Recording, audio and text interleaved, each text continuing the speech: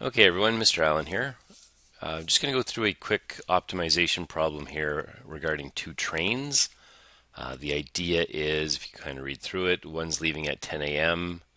from over here in the west, and it's Thomas. He's going to be traveling this way. At the same time, Percy's leaving, traveling south. And the question essentially is, at which point in time is this distance between them going to be minimized? Okay, so recognizing sort of what the problem's asking, of course, is the first thing, and then establishing kind of how we're going to work this out will be the second. So the first thing I notice as I'm going through this, at whichever point in time we look at this, there's going to be a right angled triangle between the two of them, right here. And so the distance that I'm interested in, the distance between the two trains, will be the hypotenuse of a right angled triangle. So looking at this, if we establish that t is the time traveled at any given point, we can sort of figure out the distance, or way to represent the distances on each side. Percy here is easier. Percy's traveling due south at a speed of 60 kilometers per hour. So if t is the number of hours, at any given point, but specifically now at the point where I'm interested, the distance that Percy's traveled is going to be 60 t. Okay, so if he traveled for 1 hour, he's gone 60 kilometers, 2 hours, 120 kilometers. In this case, if we sort of read through the question, we'll recognize that time will be less than an hour, but the calculation, of course, will be exactly the same.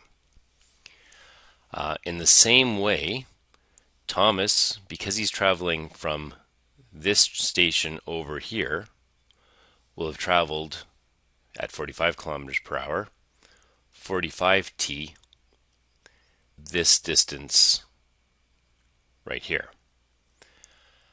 Of course, that's not quite what I'm interested in, because I'd like to set something up in terms of just this triangle. And so following the rest of the question, it tells me that Thomas has left this station at 10 o'clock, travels all the way to this station at 11 o'clock, which at a speed of 45 kilometers per hour. And so I can establish that that total distance is going to be 45 kilometers. Which suggests then that if this is the distance he's traveled, this is 45 kilometers, the distance that I'm actually interested in, this one in here, I'll just kind of start,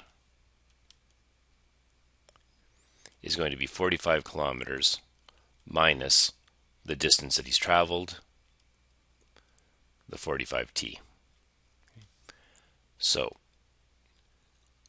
when it comes time to get started now, I know that my distance squared will be equal to the 60t on this side squared plus the length of this side that actually that Thomas has yet to travel, the 45 minus 45t quantity squared.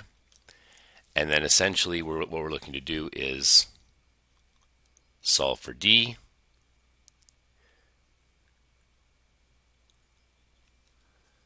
Let's see if I can do this quickly.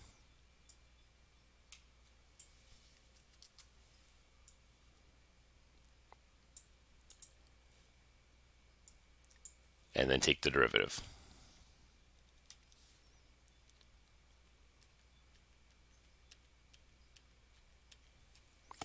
And I have kind of a messy but relatively full solution here that takes the derivative at that point, takes the derivative at this point in purple, and then simplifies down to 0.36 hours.